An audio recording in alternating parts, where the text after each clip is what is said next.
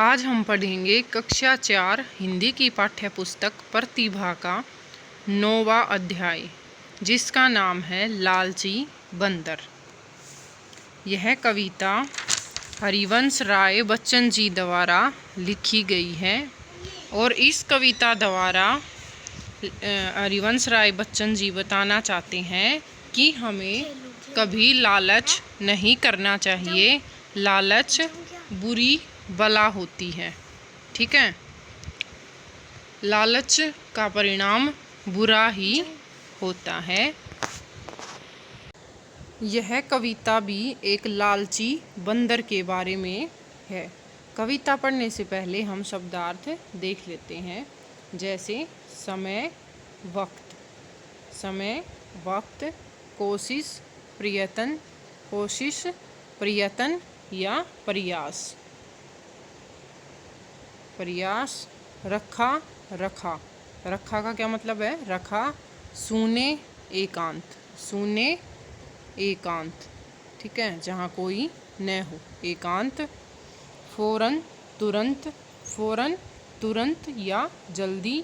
घड़ा, मिट्टी का एक प्रकार का बर्तन। घड़ा, मिट्टी का एक प्रकार का बर्तन, जैसा कि यहाँ दिखाया गया है। लालची, लोभी। लालची, लोभी।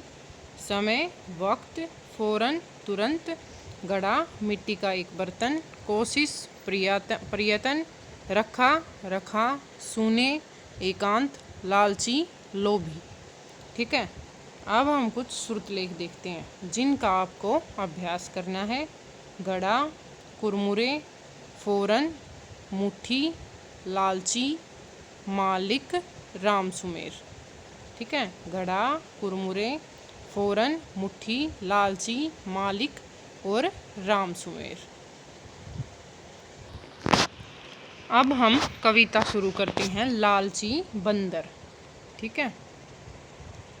एक समय की बात बताऊं, कई दिनों का भूखा बंदर खाने को कुछ पा जाने को घूम रहा था इधर उधर।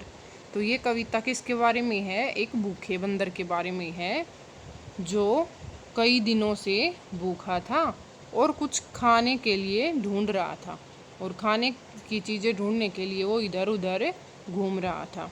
दिया दिखाई उसको सूने, घर में रखा एक घड़ा। उसको एक एकांत घर में, सूने मतलब एकांत घर में एक घड़ा रखा दिखाई दिया, और घड़ा भी बुने हुए कुरमुरे चनों से भरा पड़ा।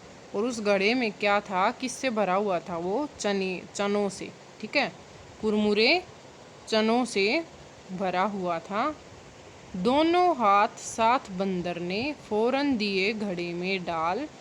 चने भरी मुट्ठियों को वह लेकिन पाया नहीं निकाल, ठीक है। तो बंदर ने क्या किया कि अपने दोनों हाथ एक साथ घड़े में डाल दिए, जैसा कि यहाँ फोटो में दिखाया गया है, ठीक है।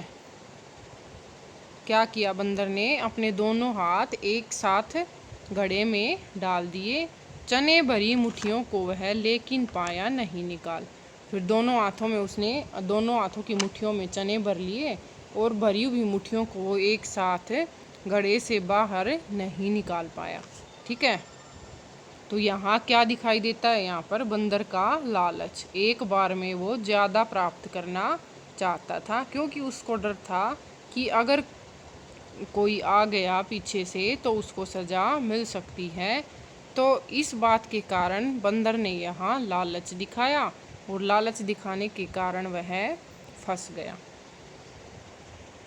घड़ा बहुत छोटे मुंह का था, हाथ निकल न पाता था, और लालची बंदर मल से चना न छोड़ा जाता था। तो उस जो घड़े का मुंह था ना, वो बहुत छोटा था और हाथ निकल न पाता था। तो दोनों भरे हुए हाथ वो बंदर वहाँ से निकाल नहीं पा रहा था, और लालची बंदर मल से, और बंदर इतना लालची था कि उससे चना भी नहीं छोड़ा जा रहा था, और वह ऊपर से भूखा भी था, ठीक है। फिर कोशिश करते करते बहुत लग गई उसको देर, बस आ पहुँचे डंडा लेकर घर के मालिक राम सुमेर, ठीक है। तो घड़े से हाथ को बाहर निकालने के प्रयास में या कोशिश में उसको बहुत देर लग गई, बहुत समय लग गया। इतनी देर में डंडा लेकर जो घर का मालिक था राम सुमेर वह पहुंच गया। ठीक है, जैसा कि यहाँ दिखाया गया है, इसमें डंडा लेकर राम सुमेर पहुंच गया। ठीक है, एक बार फिर से देखते हैं इस कविता को कि एक बार एक बंदर था और वह बहुत दिनों से भूखा था और भूख मिटाने के लिए वो चीज़ें ढूंढ रहा था और चीज़ें ढूंढने के चक्कर में वो इधर उधर घूम रहा था। फिर एक दिन उसको एक सूने घर में मतलब एक घर में कोई नहीं था उस समय, उसको एक घड़ा रखा हुआ दिखाई दिया और वह घड़ा कुरमुरे यानी करारे चनों से भरा हुआ था। तो उस चनों को देखकर बंदर के मन में लालच आ गया और बंदर ने अपने दोनों हाथों को एक साथ घड़े में डाल दिया और दोनों हाथों की मुट्ठियों में चने भरने के कारण वो मुट्ठियाँ घड़े से बाहर नहीं निकाल पाया और बंदर अपने लालच के कारण चनों को छोड़ना भी नहीं चाहता था और उस घड़े का मुंह बहुत छोटा था, दोनों हाथ एक साथ निकल भी नहीं पा रहे थे और इसी प्रयास में बंदर को बहुत समय लग गया और तब तक घर का मालिक राम सुमेर डंडा लेकर वहाँ पर पहुँच गया। अब खुद सोच तुम ही सकते हो बंदर पर जो कुछ बीती, श्वेता और अभिषेक बताओ बंदर ने क्या गलती की।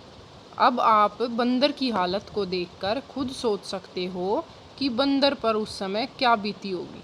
ठीक है, मान लो इस बंदर के उदाहरण की जगह हम अपना उदाहरण भी ले सकते हैं। अगर ऐसी परिस्थिति में हम फंस जाएं, हम ऐसा कुछ कर रहे हों और घर का मालिक आ जाए तो हम पर क्या बीतेगी। ठीक है, हमें डर भी लगेगा, शर्म भी आएगी। ठीक है, तो इसका अंदाज़ा आप सब लगा सकते हो। इसीलिए कवि ने यहाँ क्या कहा है कि हमें कभी भी लालच नहीं दिखाना चाहिए। श्वेता और अभिषेक बताओ बंदर ने क्या गलती की। यहाँ कवि पूछ रहा है कि श्वेता और अभिषेक आप दोनों बताओ कि बंदर ने यहाँ पर क्या गलती की। तो क्या गलती की? बंदर ने ये गलती की कि उसने दोनों हाथ एक साथ घड़े में डाल दिए। अगर वो बारी बारी एक एक हाथ डालकर चने निकालता तो उसको चने भी मिल जाते और वह समय रहते वहाँ से भाग भी जाता और मालिक के डंडे भी उसको नहीं पड़ते। ठीक है, तो इस कविता के द्वारा हमें क्या संदेश मिलता है? तो इस कविता के द्वारा हमें यह संदेश मिलता है कि लालच बुरी बला है। अगर हम जीवन में किसी भी चीज़ में, किसी भी परिस्थिति में अगर लालच दिखाएंगे तो हमें उसका परिणाम भी भुगतना पड़ेगा, जैसे कि आज यहाँ बंदर ने भुगता है। क्या परिणाम निकला? उसको मालिक राम सुमेर के डंडे खाने पड़े। ये थी हमारी आज की वीडियो।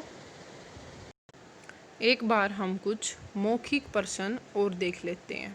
मौखिक क्या होते हैं? जो मुख से बोलकर बताया जाए, वो क्या होते हैं? मौखिक।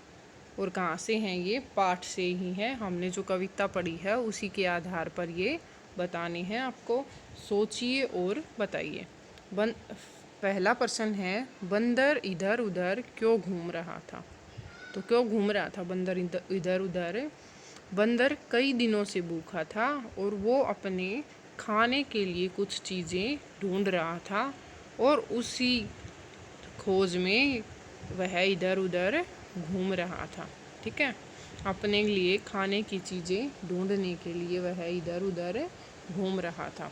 अगला है, बंदर अपने हाथों को गड्ढे में से क्यों नहीं निकाल पा रहा था?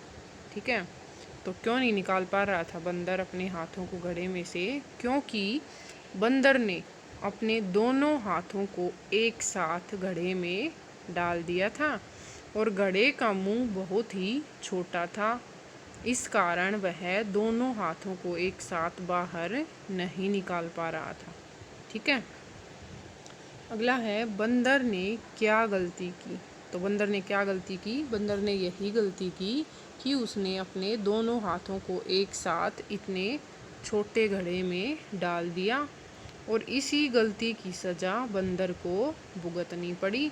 उसे मालिक राम सुमेर के डंडे खाने पड़े। ठीक है।